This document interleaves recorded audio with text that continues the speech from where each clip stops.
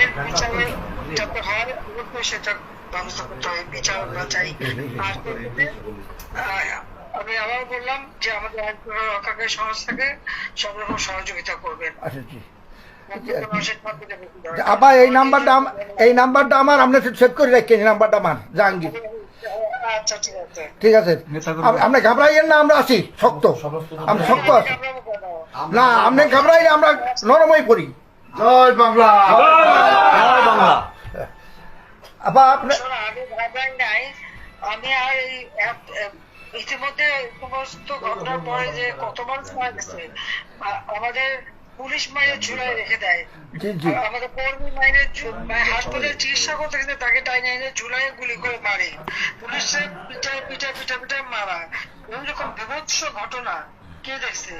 আর যতগুলি আমি দেখলাম মনে হলো পুলিশ গুলি করলে তো ছলে গুলি হতো, সেখানে তো দেখা যাচ্ছে সব বুলেট এবং খুব কাছে থেকে পাওয়া। তাহলে আবার বোরকা পরে ছেলেরা বোরকা পরে পেয়েছে, আমিও মানে এই সমস্ত জঘন্য কাজ এখানে হচ্ছে। তো যাই হোক, দেশটাকে নিয়ে যে একটা খেলার মানে বস্তু পেয়ে গেছে, এই দেশে মানুষ রক্ত দিয়ে স্বাধীন করছে, সেটা তাদের মনে রাখা উচিত। আর এত উন্নতি করছে নষ্ট নয়, সেটাও তাদের বিবেচনা করা উচিত ছিল যে তারা তো নিজেই ব্যবহার করবে। আমি তো ব্যবহার করবো না, বা আমাকে ব্যবহার করবো বলে তৈরি করিনি, তৈরি করেছি আমি সাধারণ মানুষের জন্য, মানুষের সেবা দেওয়ার জন্য, মানুষের জীবনটা উন্নতি করার জন্য, তাই না?